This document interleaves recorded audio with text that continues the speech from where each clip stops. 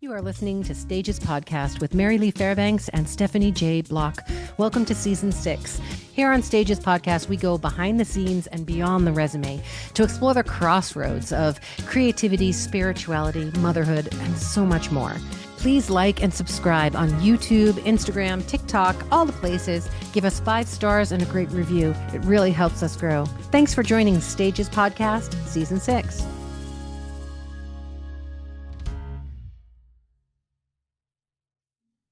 And here he is. Hello, ladies. Hello. Thank you so much for taking the time to come and talk with us. We're thrilled that you're coming on the show. We are thrilled. I'm thrilled to be here. Come on. Come on. You're a busy beaver right now.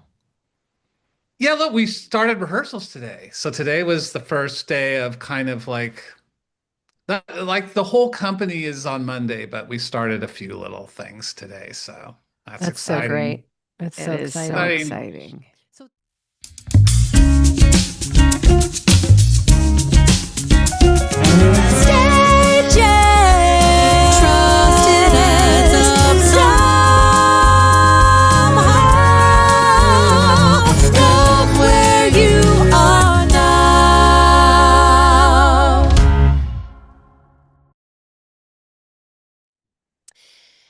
regular listeners to the show know that I am lucky enough to be a co-producer on the new Broadway show, Schmigadoon. We are at New York's Nederlander Theater previewing April 4th and opening on April 20th. So today's guest makes me really happy. Cinco Paul is an acclaimed screenwriter, lyricist, composer, and producer. His work is consistently weaving together humor, heart, and spiritual undercurrent. He and his longtime writing partner, Ken Jurio, brought us many of the most beloved animated movies, including Horton Hears a Who, the Despicable Me trilogy, Hop, the Lorax, The Secret Life of Pets, and so many more. I've spent many hours in darkened movie theaters with my little one. Me too. As we laughed at his wonderful and imaginative creations. And honestly, it was really a pleasure to sit in an animated movie and discover that the creator had the unique ability to not only entertain children, but to also entertain adults. And now he is bringing Schmigadoon, the smash Apple TV series, to Broadway. Cinco was not only the showrunner and creator, but he also served as composer, winning an Emmy for his work. The show parodies and plays loving tribute to the classic Golden Age musicals of the 1940s and 50s, with shows like The Music Man, Oklahoma, The Sound of Music, and Carousel. And in 2025, Schmigadoon played to sold-out critical success at the Kennedy Center. The Washington Post described it as a, quote, cleverly constructed, multi-layered delight. And I couldn't agree more. It is definitely what the world needs now. This work, and it seems all of his work, is a life-affirming meditation on joy, forgiveness, connection, and the meaning of love. We are so pleased to welcome this multi-layered storyteller to the show, Mr. Cinco Paul. Welcome. Yay! Oh my gosh, thank you. I'm getting a little emotional at that introduction. Well done. We see you, Cinco. We see you, mister. It's really true because this show is one of those, you're laughing and it's totally silly and it has all those things. But in the end, you get all welled up and moved and you feel that human connection. And it's really, in the end, like it just takes you to this place that you didn't expect to go because you've been laughing and just silly the whole time. And that's one of the things that I love about the show. I'm like, I can't believe I'm all welled up, but it's really the truth. You have this ability to bring us back to that human connection that we all kind of long for. And it's really lovely. Do you think so your nice of you to faith say. has do you think some of your faith is infused in most of your work? Sure. I think there's a kind of a natural optimism that I get from that. And it could just be like whether I was whatever faith or anything, I kind of had that, but I think that's part of it. And just wanting to bring light to the world, but that is one of my favorite things to hear is that I didn't expect to get emotional at that. I remember the first test screening we had of Despicable Me, and I was in the audience and there were some several moms with their kids behind us. And at the end, one of the moms turned to her friend and said, like, I didn't think I was going to cry today. Yeah. And that was like, it just like made me feel so good because Mm. that's always the goal, laugh, laugh, laugh. And then suddenly, wait, I'm feeling Yeah. something. So Hmm. that's so You nice of you to reveal say that because you that's reveal like this sweet side of a character that maybe we don't easily see. Like I remember because Despicable Me was big in our house. My son was like the perfect age when Despicable Me came out at the movie right. He theater, was I a think. minion, Yeah, Yeah, probably. and they're pop totally. culture. It's everywhere. I Yeah. mean, that's got to be wild. But I remember like when he reads a bedtime story to the little girls and he like falls in love with the girls. And I remember sitting there going, why am I getting welled up at this ridiculous? It's a cartoon and I'm crying. But that happens all the time with your work. With me anyway, it touches on something that I don't know, makes me connect to like the thing we all crave, the connection. Yeah, those are my favorite. I mean, I think my favorite movies all do that. Yeah. I mean, I feel like I'm kind of trying to write It's a Wonderful Life again and again in everything I Mm. do. And It's a Wonderful Life is so funny, but then it does get real and it gets Yeah. I am always in tears at the end. So, Yeah. I'm introducing my little one to a lot of MGM, and last Sunday we watched Easter Parade and we watched Summer Stock. And there is a number in Summer Stock called Howdy Neighbor. And yes. I was like, there's something corn pudding about that song. Do you know what I mean? She's just going through her town and she's talking about the tractor and the things that she needs and the what the neighbor's going to offer her and Howdy, how she's neighbor. get Yeah. exactly. Yeah, yeah, yeah. You mentioned It's a Wonderful Life, which we know is quite an emotional ride, but it's also a time investment of almost 3 hours. Is that true with Oh, Wonderful Life? I mean, It's long, right? it's over two, I think. Yeah. Oh, yeah, I think it's over two and a lot of change.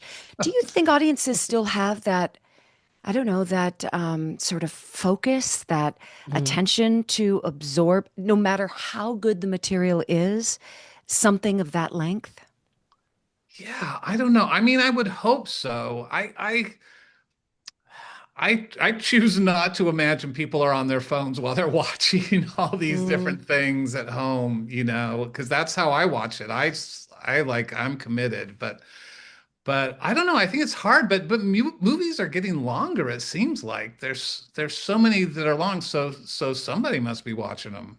Yeah, did So, Apple, because they are such a streaming and they're married to, this cell phone that we're all attached to, did they give you any sort of constraints when you were developing Schmigadoon or what that might look like or any sort of formula or outline of what you needed to do? Yeah, because it was really unique too. There wasn't anything Very like it. unique. And so they took a kind of a big swing in putting they it out took a there. big Yeah. swing. I mean, I am forever grateful to Apple because they also kind of left us alone They and did. and let me make the show I wanted to make. I mean, there's nothing in that show that I didn't want in there. And I think having Lorne Michaels Hmm. as a producer Ah, really helped that he was sort of this big presence but I think also Apple like they've got a lot of really great shows and I think it's because they kind of pick creators that they trust that they like and then they let them do their thing which is Hmm. not always the case as we know so it was really refreshing. was Lauren beside you when you were pitching this musical? We always think, oh, he wasn't. So was it you at a piano? What did that look like? No, literally. Yeah, I mean, it was a cappella singing. We sang, It Ken and was. I would sing the early version of Schmigadoon, the opening number. We sing some snippets of that, and then we would sing Corn Puddin'. Corn Puddin' was the first. Sorry, I added the G. Forgive me, listeners and watchers. Yeah, It's Corn corn Puddin'. What are pudding. you doing? I'm sorry. Um, Oh, She doesn't but we get would it. just sing it it's a a bold. cappella. Yeah, and we would sing a cappella, and some people like that, and some people are not huge fans of singing in pitches. We were told actually what we like the first level of exec, like Dana Tunier at Apple, she loved it and she was so excited. And then we sort of put it together, and built it a little bit. And then we went into pitch the next level exec. And right before the meeting, she said, Matt does not want you singing. Oh, And I said like, oh, Dana, I'm so sorry, but we cannot pitch this Yeah, without how do you singing. pitch it without at least a little corn So pudding? yeah. So we sort of did, and we said like, Matt, we know you're going to be uncomfortable, but here are the puppets, and they're but going to sing to yeah, you. yeah, exactly. But he was kind of the Josh, in Yeah, that room. yeah. So we used that, but yeah, we just sort of, you have to go for it. But we didn't have Lorne there. I mean, but he was there when it really counted. When we had our big meetings where we were presenting to Apple, Lorne was there to make his presence felt, and he was a huge part of the reason the show, as like you said, it's kind of a weird show, Well, not not like, to us. I mean, it Yeah, speaks to our well, exactly. soul, yeah. To me, it's Cinco. like, what are you talking about, Big Swing? Weird. All my friends saying stuff like this happens to me every day. Yeah, yeah, yeah. Can we go back though to Sure. first of all your name? How Oh, did your name come to be? I mean, were you number five? Were you child number I five? Were you wasn't. born on Cinco de Mayo? I was born on Cinco de Mayo. You were. And so my Big party. parents just called me Cinco from the day I was born. And so it was the only weird thing they ever did. They were very straight conservative folks. But I grew up in Arizona, so there's a big Sure. Spanish speaking community Yep. there. And my dad had a lot of friends who were Mexican American. And so I think he was just very excited. He says, like, I think my boy is gonna be born on Cinco de Mayo. And then it kind of just stuck. Oh my And gosh. were your parents creative? Were they writers or musicians, or where did all My of this mom come was from? my first piano teacher. So, Ah. so, and I think she had a creative side to her, although she was mostly, just she loved music so much. And she's the one Mhm. who introduced me to all these original cast recordings, when I was young. But she was my first piano teacher, so she really instilled that in me. And my dad was not at all. He was a life insurance salesman and an amazing athlete and outdoorsman. But like to his credit, he didn't try to dissuade me from a Mm, career of, movies and music. He was that's always nice. like supportive. So that was nice of him. Yeah. I have a question about um, when you had to go in and pick these, classic 1940s, 1950s shows. How did you figure out which ones you were going to use, which ones you could leave out? How did that process? Because to me, when I look at what you've done just with the first season, I find it remarkable the way that you've, paid homage to and imitated the style of writing, the style of rhythm, the style of rhyming, all of it. And I just don't understand how you could actually pick which shows and then weave them in. And were there things that you had to pull out that broke your heart? And, how did you do it?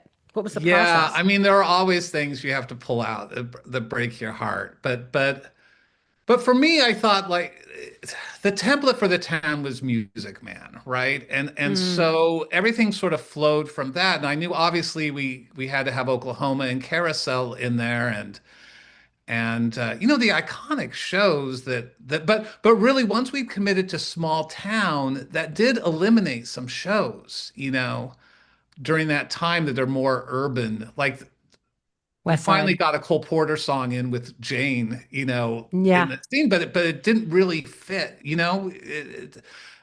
stuff. And the Lerner and Lowe shows didn't really fit in because, just they're just a little more urban, although Brigadoon obviously does. But I would have loved to have My Fair Lady in there and like a little more Yeah. Guys and Dolls. But so, um, so that kind of dictated it initially, like, oh, small town. We're sort of focusing on the small town musicals.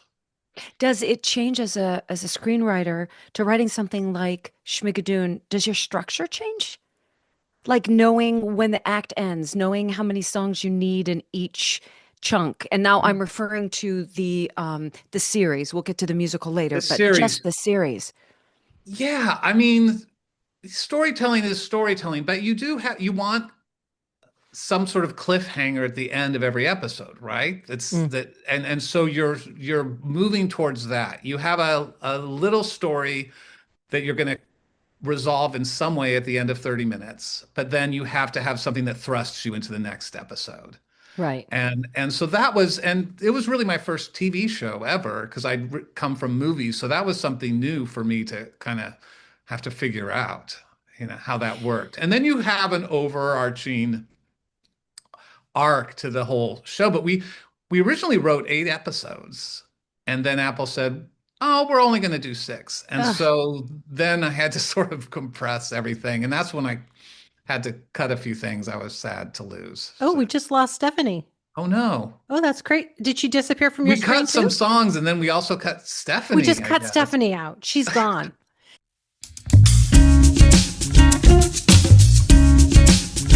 Stage's podcast will be right back, so don't go away.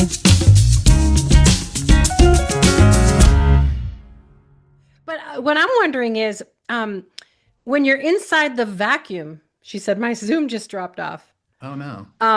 When you're inside the vacuum of filming that TV series, right? So the magic of theater and of musicals is that you get that immediate response from the audience. It's almost, in a lot of times, it's like the audience is actually a part of the show. They're an energetic infusion that we all need when we're up there singing and creating those Yeah. musical theater. So how did you do it with TV? You couldn't have that immediate response. So were there any times in that vacuum of filming that you thought, maybe this isn't working, and are we crazy? And, how did I you gauge know. it? I mean, that's always the thing. We did readings just with the cast, and just the laughter, the natural laughter from the cast was always very encouraging. Like, oh, look, Kristen thinks this is really funny, or, Yeah. Keegan and Cecily are really laughing and enjoying this. So you start to get a sense for what is working, but you don't really know. I remember Anne Harada telling me, like 2 weeks into the shoot, she suddenly turned to Kristen and said, "I think this might actually be good." Well, I mean, they were all consummate pros, and so they Oh would my actually gosh. know too if something didn't feel like it was actually going to work. They're the ones that would know. They're great. Yeah, I mean, they're certainly a good litmus test. But that was the great thing about the stage version, and the run in DC. For the first time, I got to hear the audience Yeah. laughing at the jokes. And that was just a great affirming feeling, to just like finally, oh, yes, that is funny, to get that confirmation. Yeah, yeah. And did you have to change a lot because it's different as you're going into scenes rather than cutting from a TV series? So were there a lot of changes that came in that you didn't expect would happen, or? Yeah, I mean, I think initially I kind of thought like I'll just take the TV scripts and put them Yeah, it'll together translate. and that, but it's a different beast, as you know. It's I mean, I think it did help us that the rigors of writing a story for TV in 6 episodes, you compress that, and so you have a story engine that's really going to work. So that was helpful. But like you said, you can't cut back and forth between Right, scenes. You right. can't have all the multiple locations that you have, in TV. You want to keep it pretty contained. I remember I looked at, oh, look at the book at Oklahoma. What's going on there? The whole first act takes place in one location. Yeah. And so you have to be more economical about those things. And that was definitely a learning curve. And but yeah, it was a lot of figuring those things out. And then, it was just a chance to maybe fix some things that I didn't think we got perfectly right in the TV show. Yeah, which is great. She has to unplug and reboot her router. Oh She'll be no. back. Something must have crashed at their house. Now, here's the other question. There were all of these um, rumors, and I don't know how true they were, that you had written a season three Oh, because that's everybody was true. so you spent all that time writing a season three, and it was 80s and 90s music. Yeah. It was called And Into the Schmuds. And Schmutz, I love that.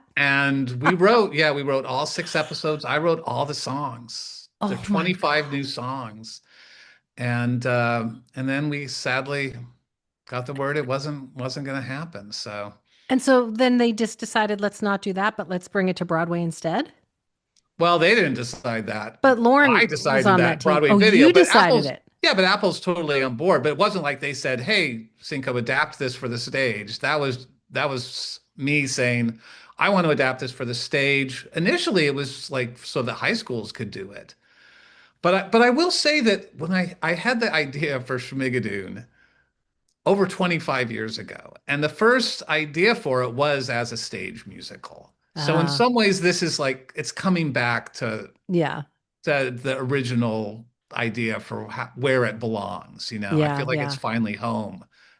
Yeah, and that's great too, because now you're bringing in all the TV audience. And I will say, the same way that you can write for adults and children in, the movies like Despicable Mhm. Me, you've managed to write this musical that works for non-musical theater nerds too.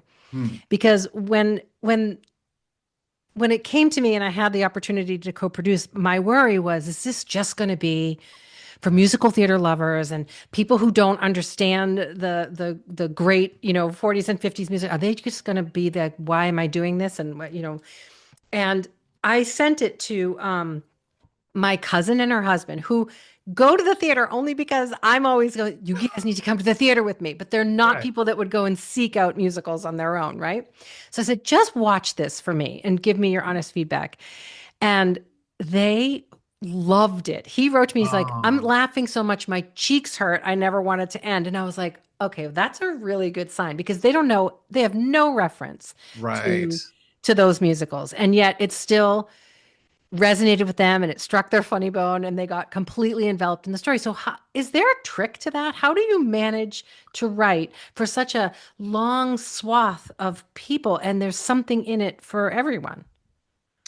Yeah, I don't know if there's a I mean, to be honest, I write for me. I write the show that I would want to see. But I think I'm very comedy forward. Yeah. I'm always like very much about the comedy, and I think that's why Schmigadoon appeals to people who don't even get all the references, or maybe Yeah. like your friends don't get any of them and aren't really musical fans because the comedy isn't dependent on you knowing The Oklahoma. references. Right. Yeah, Right. backwards and forwards or carousel or any of those things. There's extra delight for the people who do, of course, Yeah. but we all like know the tropes sort of instinctively, right? And we sort of know this world.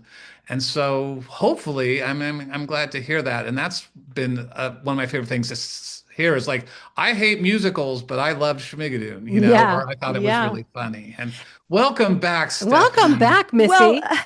hello. I feel like I took a really long potty break and I have no idea what's happening. I I was just don't. asking him about Were you how he making fun can. of me? You know, the actor that No, walks we out of the did room. not Were you make guys fun of you. talking about Never, me? Never, Okay. never, never. Okay. ever. All right. But the other part of that too is I think that the people who don't really know the references connect to Josh. They feel represented by Yes. Josh on stage, so they have someone to love up there that they can relate to. Like, I don't get musicals, but this guy doesn't get it either, and so they relate to Yeah, him in a special way. that was important from the very beginning that here's a couple, one of them loves musicals and one of them hates them. And so then there's a focal point for both types. Yeah, it works. It works. Anyway, I love the Did you show. guys happen to talk upon if third season, which I understand is completely written, had Apple given you the go? Like We were talking completely about written. it. Oh, drat. See, this is what I'm Tell talking about. it. You No, no, know what no, it but was we didn't called, talk that Steph? much about it. You know Were what it you, was called? we thought it was going to be Schmin to the Woods, but it wasn't that. It was Was Into it? the Schmuds. Into the Frickin' Schmoods. A, you're kidding me. And You know, which is one of my Cinco. favorite musicals. I saw Well, you you in it showed up a lot. You were twice. such a delightful I, human to be in the oh audience my and gosh, say you're a lovely baker's things. wife. Oh, Fantastic. One of the oh, best things I've ever seen. So, come on. so great. Um, but yeah, it was all 80s and 90s musicals. And it kind of had because of Into the Schmud, because of it had a fantasy theme. So Yeah. there was a Yeah. little bit of Princess Bride rubbed in Oh, there. But I kind of stepped back and I looked at the 80s and 90s and I said, there's a lot of fantastical elements in these shows. Mm-hmm. There's magic kind of in Phantom and Cats Mm-hmm. is. animals that are talking, and Sideshow is a circus, and of course there's Into the Woods, and then there's Little Mermaid, and because we focus on movies too, so there Right. was Little Mermaid and Beauty and the Beast, and so Yeah, the Disney Renaissance And for were all sure. those in it? they were all in it. Yeah. Ugh. That's all right. When And Schmigadoon is a big fat smash, we're just going to bring this season 3 will be the next one we bring to Broadway. that's my hope, That's that's it. my long game, is that if the stage version takes off, that there'll be enough impetus that Apple or someone will say like, oh, we should do this season 3 now. Or has it ever been done where there's a musical and then that musical has a sequel and then that one too has a sequel? And would you even consider that? Or has Broadway ruined you forever and you're like, peace, I'm out? What? No, I'm thrilled to be on Broadway. And Yeah. The yeah, collaboration's been this good. is new for me. It's I know. old stuff for YouTube, but But there's a lot of cooks in the kitchen when you're building a. Did you see his eyes, everybody? When you're used to collaboration. You've had your partner yeah, for like of 20 course. years, but there are a lot of voices, a lot of Mhm. designers, and a lot of my choreography needs this. And so the Mhm. concessions made, big discussions every day. Yeah. And how is that feeling for you? Well, I mean, fortunately, like Chris Catelli is our director, Oh, and he's just a big walking heart, isn't he? he's, he was our choreographer for both seasons of Schmigadoon. Right. He's fantastic. We have a great working relationship. We're both very easygoing Yeah. people, and we see the same show, and obviously sometimes, there's discussions to be had about how long is that dance break, those sort of things. But yeah, it's all been great, and I would love to. I mean, there has certainly been talk of like, even though musicals don't really do sequels, I mean, there've been like Bye Bye Birdie had one and Annie had one, and neither of Phantom them tried, didn't it? Like Love Never yeah, Dies or neither of them something were along very that line. successful, Yeah, but yeah. oh, if could we do Chicago next? And then if that is good, Yes. it goes well enough, then do we do Into the Schmuds? And some regional theaters can do them in repertory over a weekend, Mhm. do all Oh, three that's or something like that. so So, I fun. love all of this. I love every piece of this idea. As a producer, she really does love all of this. Look, but first things first, just focused on Schmigadoon for now. yeah. So you Look, on wrote my 3 potty new parts. songs for the stage that were I mean, not it's in the more TV than show. that. It's It's like more.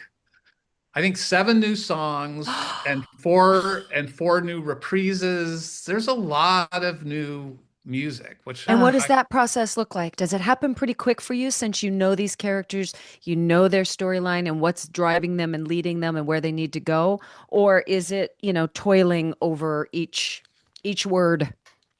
that this has come the new songs for this, and some of them, to be fair, were old songs that Okay. didn't make it into the TV show. Oh, Yep. okay. Yeah, yeah. Or there's a song that Betsy, the farm girl, sings called "Not That Kind of Gal," which was actually a song I wrote 25 years ago when I first had the idea, and Oh, then wow. shuffled it away. And so I've brought a couple of them back, but the new ones have come pretty easily, and they come because in writing the script and doing it, there's like a clear need. It's like, Yeah. Mm-hmm. oh, we need it. There's a hole to fill, and that clarity like really helps you as a songwriter, right? It's just Yeah. like you're not writing a song for any other reason than like the show demands this song, right? Yeah. Mm, Because I can see what it's like without it, and it's not working. And so then that really helps you, because then you know what is required of you. And so those the completely new songs have come pretty easily because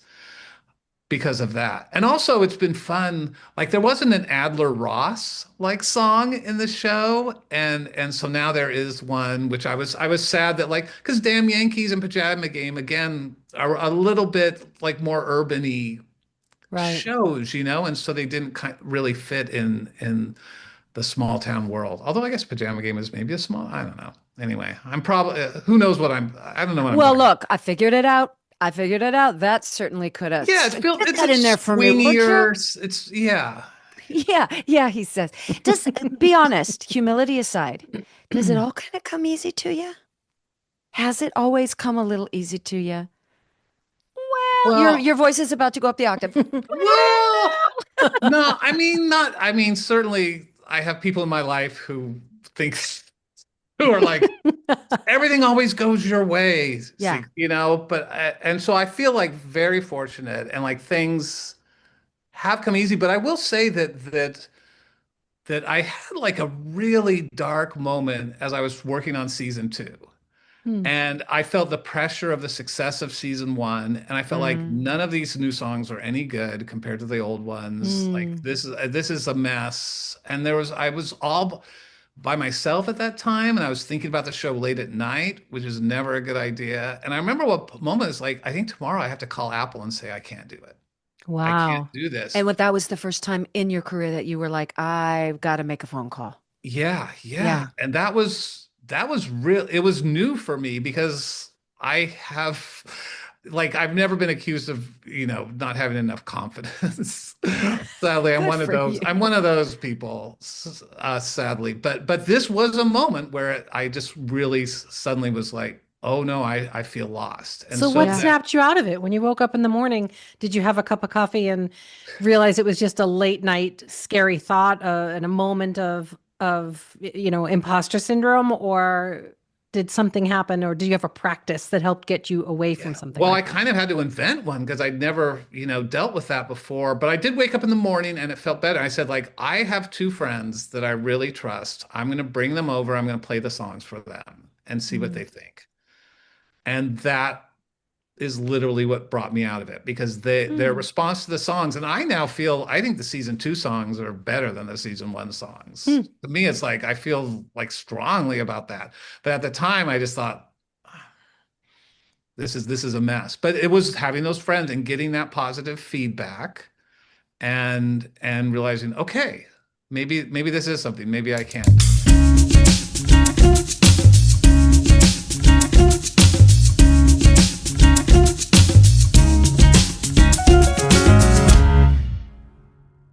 Okay, let's take a bit of a detour, which we do at Okay. stages a lot. So you said this is what I'm thinking in the middle of the night. These days, it's 2 o'clock in the morning. Are you Mm. sound asleep or are you going tick tick tick tick? What's in your head in the middle of the night? Oh, I mean, I generally sleep through the night, but if I wake up, it's bad news because yes, I will immediately start problem solving.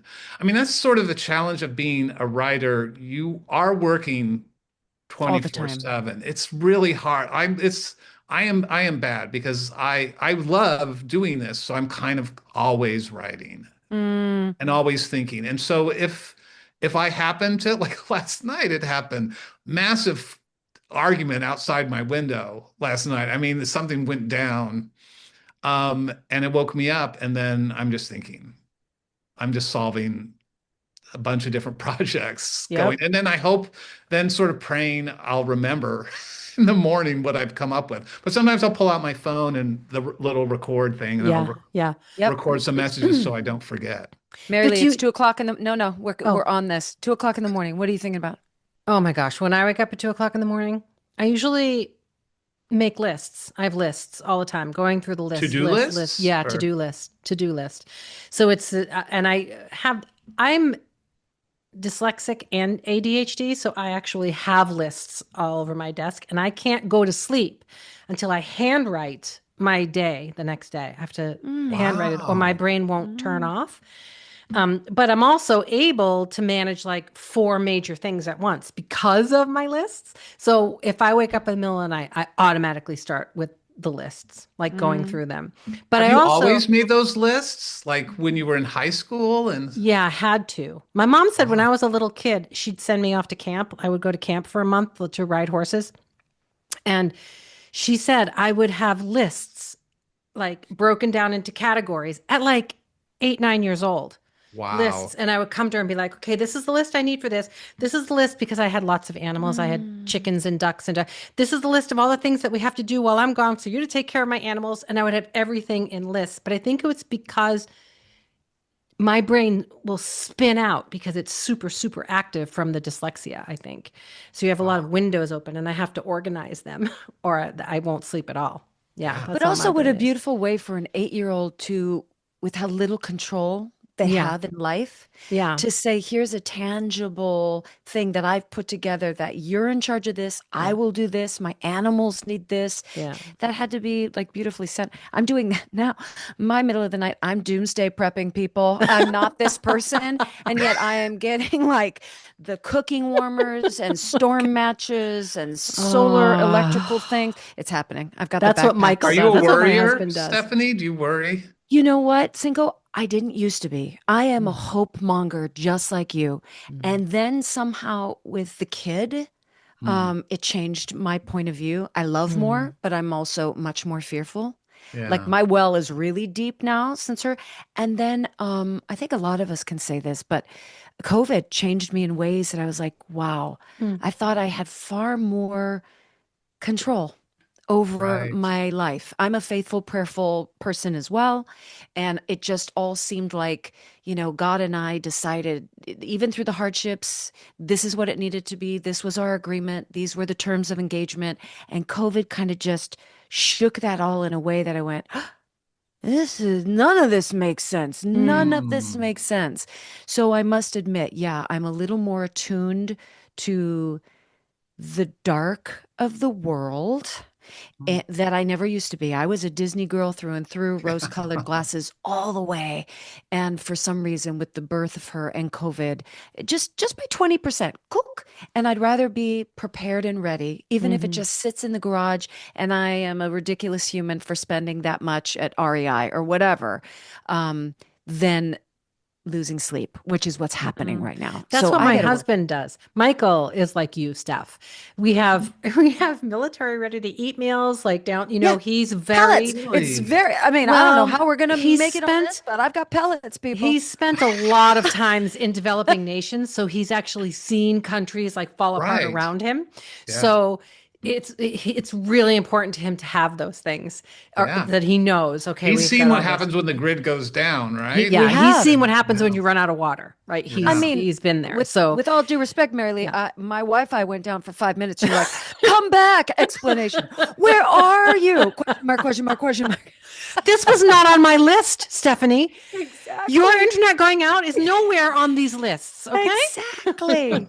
Um, but can I even go back further? I had the extreme pleasure. My husband and I were the soloists at the Mormon Tabernacle Choir this Oh, last Christmas.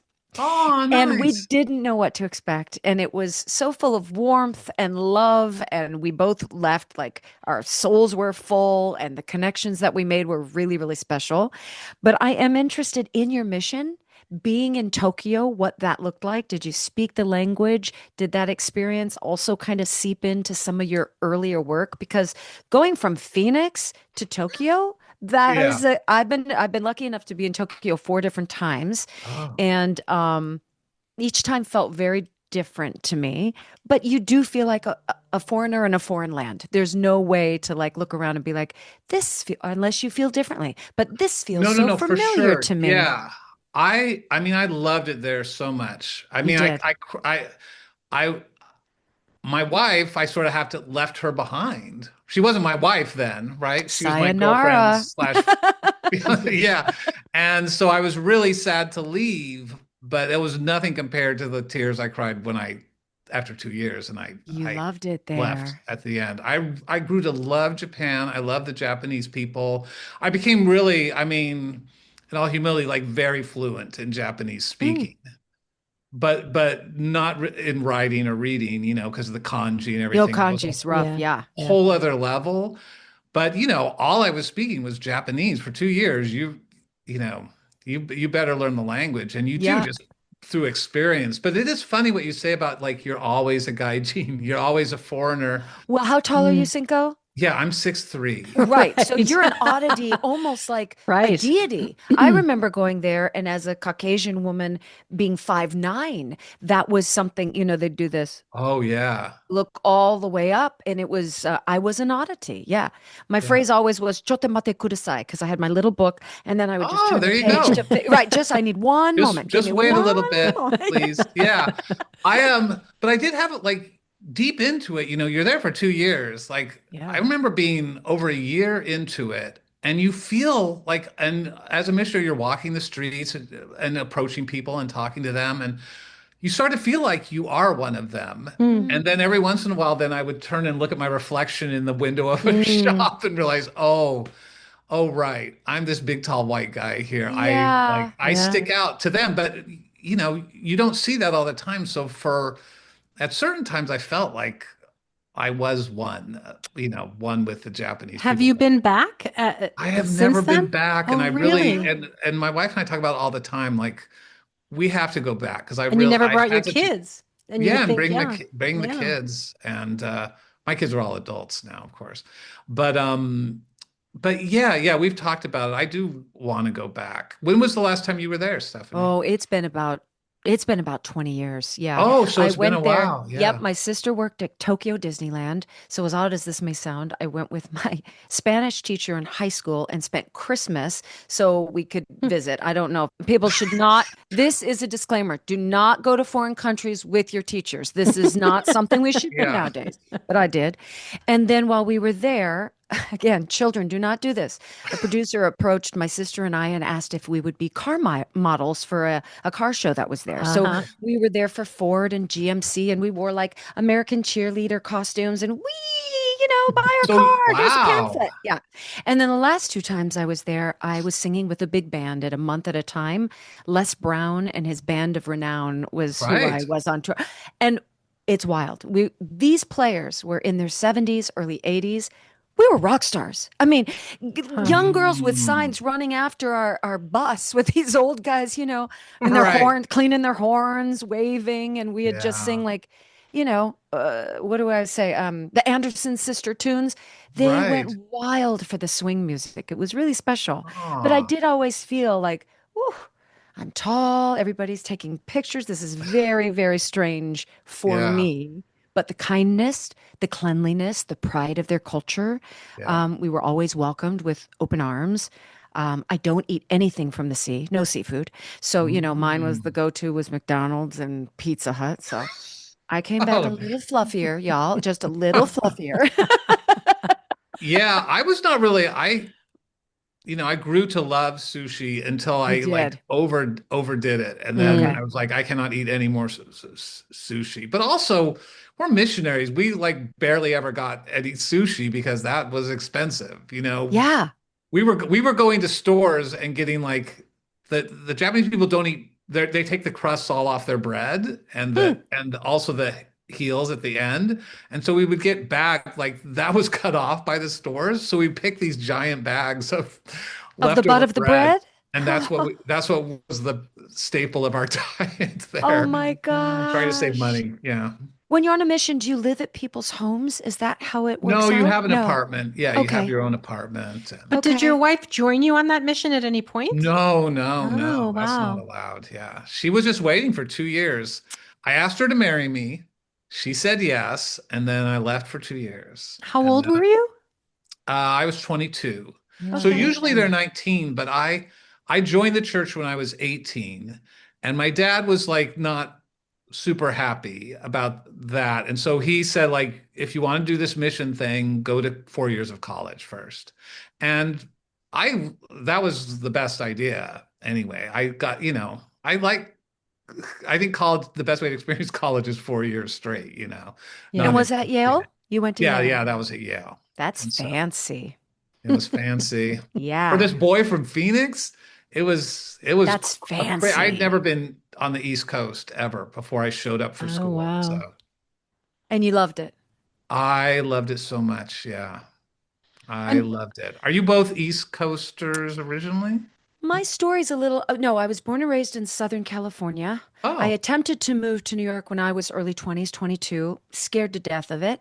Came on back, I don't know, 9 months, a year later. And it wasn't until the creation of Wicked, which Steven Schwartz was creating in Los Angeles. And I just happened to be the name that several people that he asked happened to pull out there. And so creating that with him in the early days. And then it was Wicked that brought me back to New brought York. you And right. then we were there for, I don't know, 20 some years. And then COVID shook it up again. And now I'm in Northern California between Sacramento and Lake Tahoe. It's really like, What? I assumed you were on the East Coast. shh, don't tell anyone.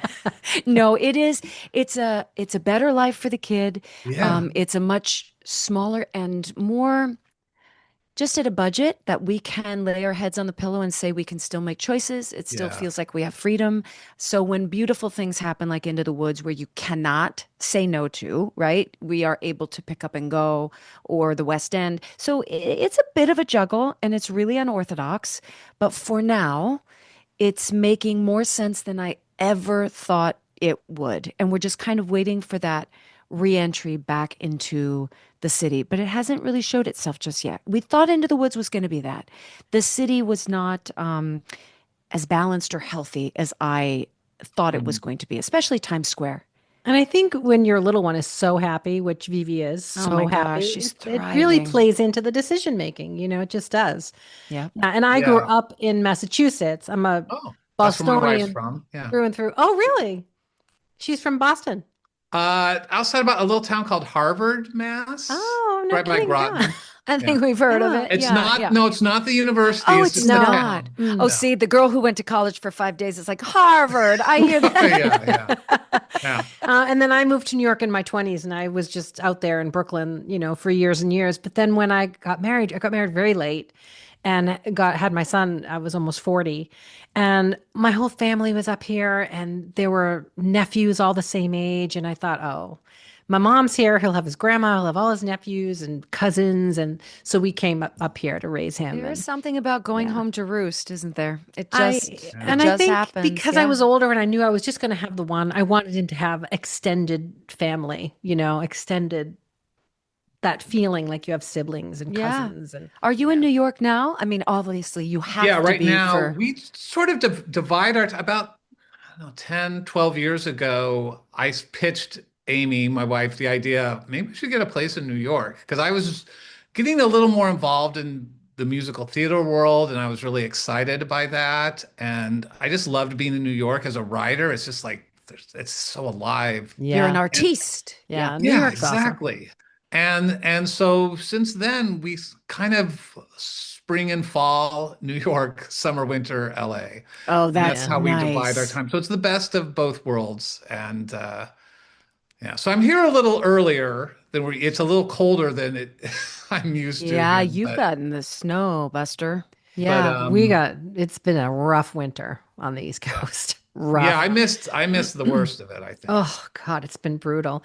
But I want to shift gears because I want to ask you a question. I want to go back to creating and being a Yeah. writer. I love to talk about this. We've talked about it with lots of guests on the show because I'm so curious about the crossroads of creativity and spirituality.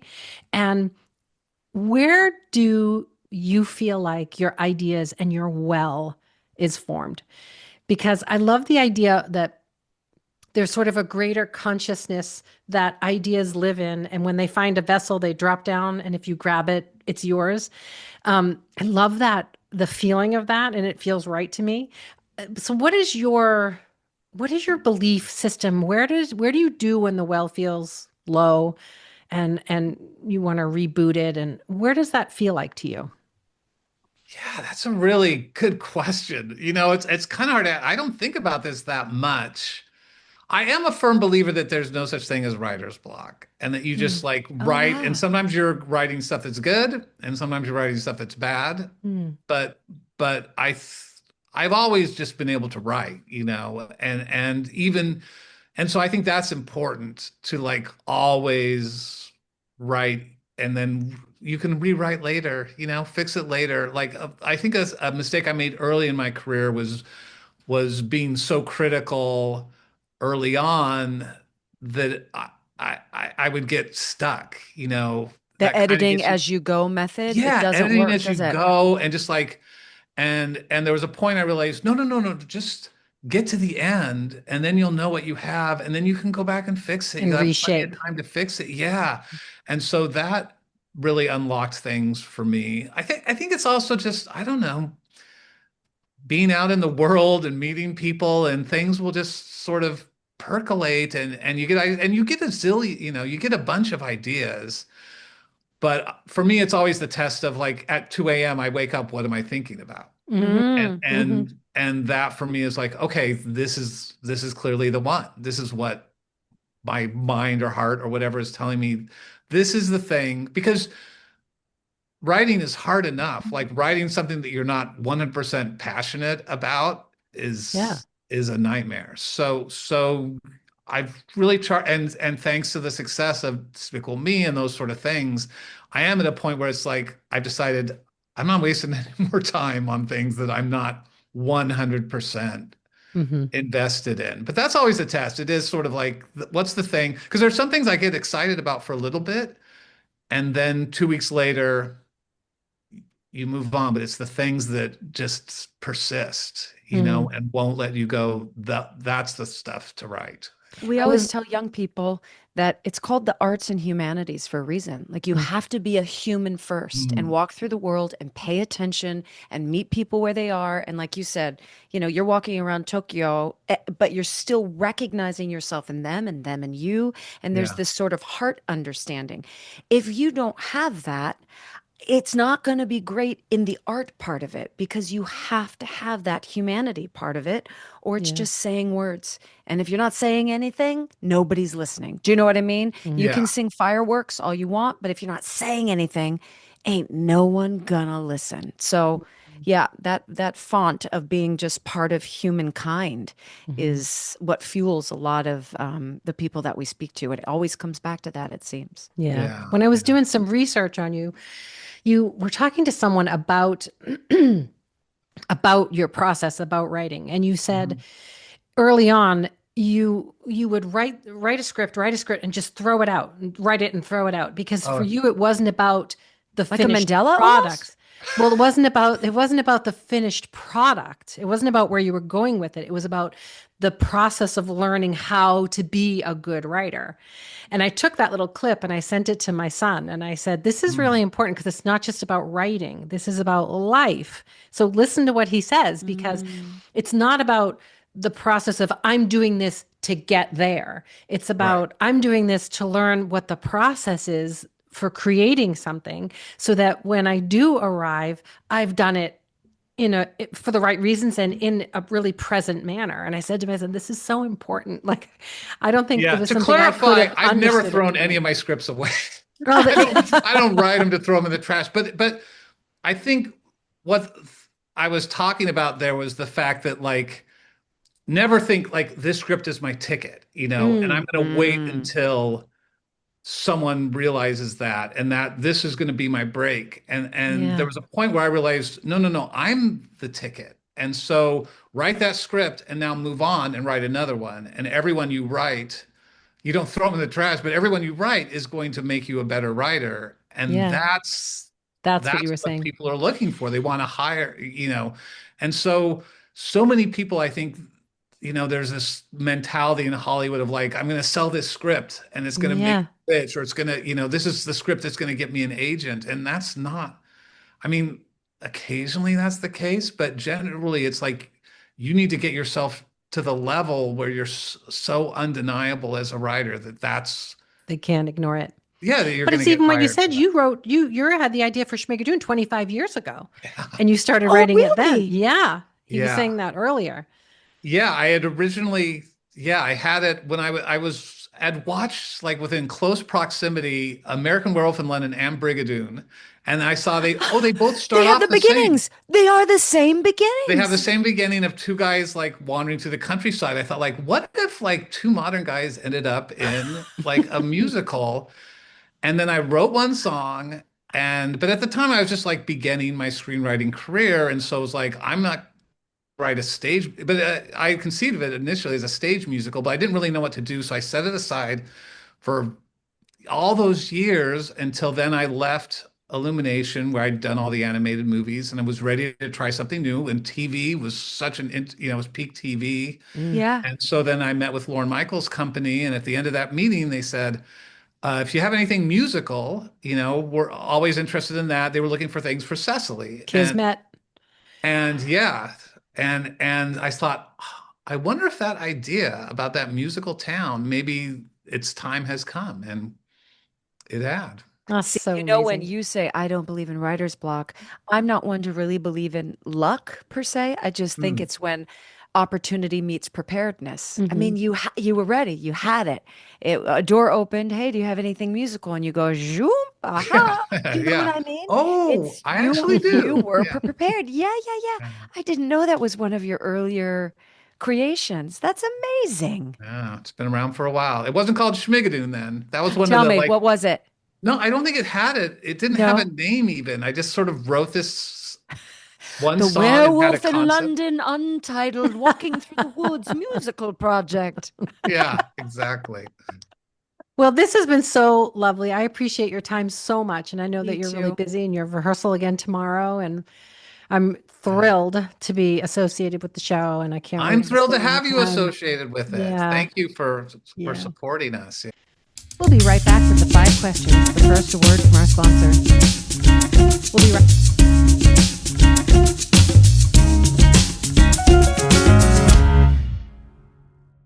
Your perfect sandwich. And we need details. I need breads, dressings. Do you do lettuce, no lettuce? Are you dairy free? Okay. Perfect sandwich. Can I give can I do two? I have one, Yes. one Is it that, going to that be the butt of the breads? Like, I don't want you coming from no, scarcity, never Cinco. again. Never Okay, good, again. good. It's called pan no mimi, actually, which is bread ears. So it's Oh, close. It is a Oh. body part, but they call it the bread ears. the bread Uh, ears. Okay. yeah, pan no mimi. Um, so the sandwich that I make for myself the most, and which I think is the perfect sandwich, is it's challah bread, Oh, yeah. and then I have turkey and Swiss and tomato and avocado and red onion, Ooh, and then just like a little tiny dab of mayo. That to nice. Mm. me is like if you haven't tried that sandwich, that's a good sandwich. Okay.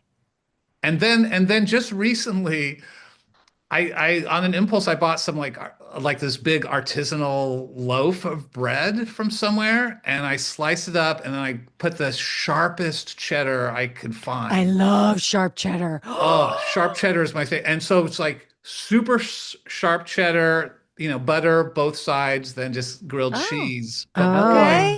okay. Grilled it's cheese comes up a it It lot. killed with my does. family. Like now, whenever they're together, just, Dad, will you make us a grilled cheese? Yeah, because then the cheese kindly comes over and then it Mhm. burns just a little bit and then it's Yes. crispy at some of the crunches. Yeah, Mhm. it's real good. Oh, But you don't add a red onion to that or anything else. It's just no, straight because up like the sharp, sharp sharp cheddar. cheddar, yeah, It super does it for extra, you. extra sharp, Yep. whatever it Perfect. is, like sharp Perfect. level 50 or, whatever it Yeah, is. no, your breath is terrible after, but it's so good. All right. If you could wake up tomorrow morning with any superpower, what would it be? Oh, I used to fantasize about this as a kid. I'll tell you, because I was a big fan of the Fantastic Four when I was a kid, Hmm. that. And so Yeah. I fantasized that I had all the powers of the Fantastic Four in one. So that's cheating. I know. Not I would really. It's your probably, superpower. You can have whichever He thing you wants them want. all. I mean, if I could, I would have all the powers of the Fantastic Four. But to be truthful, I'd probably fly. I would love to Hmm. fly. Hmm. Hmm. That would be my favorite. We call Amy. We tell her you are in jail. What does she assume you have done to land yourself in jail? Well, specifically Amy, like Amy is obsessed with like shows about husbands murdering their wives Oh, or God. these trials. Like I she watch all those listens to all too. the trials and everything. So I watch I them think too. she would assume that I had tried to kill her. It must be It, something about us you Boston do chicks. think, We are what the really heck into those. happens? Yeah, but what happens? You love this person, you sleep beside them, and then all of a sudden, whatever the plotting looks like, whether it's 1 day, 4 months, they want you dead? Like, where, Yeah. what It's happens? insane to me. And it's It almost is. always for money, or there's always Hmm. but it's always like there There's was an an au pair easier involved. solution. Yeah. There is. There's usually an au pair or a Oh, nanny or right. Yeah, something. that's the one she was just following. I don't know if you follow these I trials. don't. I Oh, just, but yeah, the last one she did was like the au pair husband connived with the au pair together. And so I think Amy's mind would go there. She'd say, like, oh, yeah, he was trying to kill me. They All caught him, yeah, right. thank I heavens. knew it. I knew it was coming someday. Yeah. Okay. Tell me one irrational fear. Oh, hmm. I mean, I've always had a fear of going deaf. Oh, wow. That's Oh, been like since I was a little kid. Huh. wow. So just like because I love music so much, I Sure. think I was always afraid of like losing my hearing. And my dad, had hearing loss, and I have horrible tinnitus from like Oh, a I do too. misspent I do youth too. Oh, of you say Yeah. tinnitus. concerts. I say tinnitus, but I do I too. know. What is it? Is I it don't. tinnitus? I say Because tinnitus. I was I thought it corrected. was tinnitus, and then I've heard people say tinnitus, and so I then think they're wrong. So let's what? stick with tinnitus and just I'll keep I'll pushing that. Yeah. thank you. You Because really the saved me a lot of emphasis is on the wrong future syllable. embarrassment. Yes. Yeah. Yes. Well, anyway, so I have constant ringing in my ears. Do you have that too? I Yeah. do. Mine is a little bit of an SOS, like it's not a constant. It goes, Oh, really? Is yeah. that better or worse? I don't know, Papa. It's just not good. It's not No, good. no, mine I is, have yeah. I've found ways, going to sleep with the sound machine Yeah. helps. If there is some sort of environmental noise, it will kind of cancel it out. But to never have silence is just wild. I Wild, have wild, it when I wild. put my head on the pillow. That's when I register it because Yes. during the day Oh, I tend to be busy interesting. enough that I don't notice it. But once I put my head down, I really notice it. And what's really funny is we had this tinnitus There it is. conversation with Marla Marla Mindell. Mindell. And Mhm. Oh, I had always had it, but never registered that I had it until we had that really? conversation. Ooh. And I was like, wait, I have that. I get that all the time. And I never knew. Hmm. I was so accustomed to it. I never knew until you guys made me pay attention. And then I realized I had it. Isn't that crazy? Yeah. Were you probably happier not being aware of it? I was happier Yeah. not being Yeah, aware it's of it. like, It was thanks a just lot, always guys. background noise. I just Yeah. didn't know that everybody didn't have it. Yeah, it's We sort of like usually end with dyslexia. an I thought everybody couldn't read. Oh. Yeah, it's really interesting. Oh, right. We Yeah. usually end with another question. Can we sneak in just two more? Do you have time for literally two more? And I then we'll have let you go. all the Okay. time in the world for you But two. one I is would, one is for you. I know you have a podcast and it's called Make Him Watch It. What yes. movies would you have Mary Lee and I and our listeners and viewers watch? What's the must watch that you think we probably haven't viewed? Oh, boy, that you probably haven't viewed. Yeah. I'll name two. One is a movie called Chilly Scenes of Winter. Have you heard of Oh, this movie? No. Chili Stars John scenes. Hurd, Mary Beth Hurt, directed by Joan Micklin Silver. It's based on an Anne Beatty novel. It is one of my favorite movies of all time. It's very obscure. Okay. Chilly Scenes of Winter. And then there's this Swedish movie called We Are the Best Hmm. about a group of young, like middle school girls forming a punk band. Okay. Sounds And very it is, Melania Trump. We are the best. Be the best. We are the best. oh yeah, best. Who's best? Yeah. Be best. We Okay. are the bests. Those are just off the top of my head. Those are two strong recommendations. Well, Suggestions. we'll put a link Thank to you. your podcast too Probably you underneath haven't. this. Okay, yeah. Yeah. Make him watch it. Okay. Very last question. And this goes to everybody. Mm. Go, Me? Mary Lee. Oh, if you were a nail polish color, what color would you be, and what would your cheeky little name be? Mm. Mm-hmm. Hard hitting journalism. Yeah, boy. Well, I see as a writer, I'm going to go with a name first, and then that's where I got the color. But I think Okay. the color is some form of pink, and it's Pinko Sol. It's just my Saul. my name reversed, I guess. Oh, yeah. It could be like the Cinco's color of pink. Himalayan salt, pinko salt. Oh, That's Pinko Salt. cute. Yeah. Yeah, that's a There real we go. thing. Himalayan salt. Himalayan salt is a little pinkish. That's right. It is. It's a Yeah. very pretty shade, actually. Yeah. Wow. You're fun. You're very, very fun. Those are amazing questions. I'm going to go make myself a sandwich right now. Yeah. Thank you for your time. We are rooting for you in all ways, creatively, critically, this one certainly commercially. And we just wish you all the very best. Thanks for joining Oh, us. thanks Yeah, so such a much. pleasure. And thanks for having me. You two are delightful. Now, what struck a chord with us?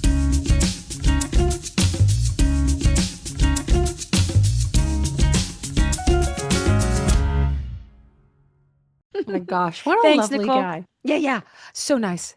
You So, know, so nice. what really struck me is how it never occurred to him that he wouldn't be a writer and he never Correct. had, imposter syndrome. Like, I can't even imagine a mind that doesn't think that. Like, my mind thinks that stuff all the time. Every It step of was the way, crippling Mary when I was Lee. young. I proposed to my fiance and then I left for 2 years. My mind would go, "Oh, I can't leave for 2 years. Who's going to Yeah. wait for me for 2 years? What superpower do you want?" I'd be going, "Oh, okay, I just have to choose one." He's like, "I want all All four, and four. I assume I'm going to have all four." What a remarkable way to walk through the world. Do you know Yeah. what I mean? Now, of course, we could say, handsome, thoughtful, tall, white, Funny. cis man, funny, correct. Yeah. All the But I things. think we can all learn from that. I think we all need to start learning from that place of not entitlement, but just Why it's not me? possible. Yeah, Why I not can do me? that. If there's a Yeah. best case scenario, if there's a worst case scenario, there is a best case scenario. And Yeah. it's just as easy to think of that best Well, case it's scenario. interesting because I think now at this point in my life, at almost 60, I do sort of think that. I'm like, I can do that. I'll figure it I love out. it. I mean, and Yes, I'm you like do. that, I right? I'm know. like, I I'll know. figure that out. I That can do is your that. I'll mantra. totally figure that out. Yep. Put it on my list. But not when I was young, not in my 20s or even in my early 30s. I was riddled with imposter syndrome and I don't know. And, it's sort of what he was saying, like nobody's coming to discover you. Nobody's coming to save you. Nobody's coming to say, Yeah. oh, this is the thing. And I didn't know that. I thought you had to be super special so that somebody would recognize that and then you get on your way. But he now I understand like nobody's coming to save you. You want it done, go do it. Do it But yourself. it took me a long, long, long time to Yep. really understand that in my life. And I think when you do understand it, you actually get a lot done. Um, and What's the saying? It's something like you are the hero you're waiting for, or something like that. There is yeah, a true quote, and it's very true. yeah, yeah, yeah. Mm, Anyway, I feel like the show's really special. And I think the energy of it is trickling down from the top. hmm And I think the show is as special as he is. hmm And I just think it's really going to be kind of beloved because the energy of it is like him, very positive, very open, very loving, very inclusive, Joyful. joyful. Yeah. Yeah. Yeah. And Chris Catelli is the same. He is that same sort of cloth of person. So you're right. Yeah. Those that create it from the top, they're going Yeah. to, It trickles down. yeah, exactly so. Exactly so. Yeah. All right. All right. All right. All Well, this was a right. late night. Look how dark it is out there. I know. Are you okay, Pookie? I know. It's almost my bedtime. Like Oh, 7:30 or I something. know. But you're off to Costa Rica, something to look Girl, forward to. I cannot wait. Good. I'm all packed. I don't leave for a week, but I'm packed. The lists are made. The The chickens and lists all are the made. animals are going to be cared All the animal for. care is organized. Okay, good. Good. So, Well, I'm and I excited also for wanted you. to tell you I read the best book. You did. You texted me. I saved the text. I Girl, screenshot the book. best Um, book. in my So moving. silent protest, I got rid of Spotify. I got rid of Audible. I got rid of, I no longer Oh. bank at Bank of America. Like I've been doing some silent, just I dissent in my own Is way. there an So option to Audible? Can I? there's called, I think it's called Libby, which is through your library, and you can put things in queue in line Okay, so that okay, you can get them from your local library. There is that way. okay. I'm just doing a heck of a lot of, Barnes and Noble. But audiobooks, Because I I don't have to do know. audiobook. I I know, have and I to. haven't investigated that, but there's got to be another source that Mhm. allows for audible listening of books. There has to be. Well, it is a beautiful book. People, it is called Theo of Golden. It is so moving, so lovely. Give us a quick synopsis. Um, it's a stranger comes to town kind of thing. This gentleman, older gentleman, comes to this small town in Georgia, and he walks into a coffee shop and he sees these uh, artist renderings of portraits of faces all over the walls. There's like 100 portraits, and he's going around looking at them, and he just is so moved by them that he decides to buy them one at a time and find the person who's in the portrait and gift them their portrait. Oh, wow. And it's the people he meets, and it's the most lovely, beautiful, loving, moving, human story. I wrote to the author, I was like, please let me buy the rights to your book so we can put it on stage, because it would be the most beautiful off-Broadway play in the world. So beautiful. Lady, you're bringing it to you, you know. Oh my God, I'm obsessed. You're finding these things because you are open and receiving these things, and it's really Thank you, friend. You're flying, friend. You're flying. I see you, superpower. Well, I don't know if he'll give it to me, but if he did, but you're I would be asking. thrilled. Yeah, best might case as well scenario. ask. That's right. Put it on my list. Put it on the list. I All love you right. so much. I love you so much. Okay. All right, I'm going to bed. Good night. Bye. Stages podcast is produced by Mary Lee Fairbanks and Stephanie J. Block. You can find us wherever you listen to your podcasts. Join us on social media pages or sign up for the mailing list at stagespodcast.net. That is also where you will find Stages swag. If you enjoyed this podcast, please share and rate and review the show. It really helps us grow. Big thank you to Noah Kaiserman and Garrett Healy for the original music, and Allison Arns, who has been with us since day one. See you soon.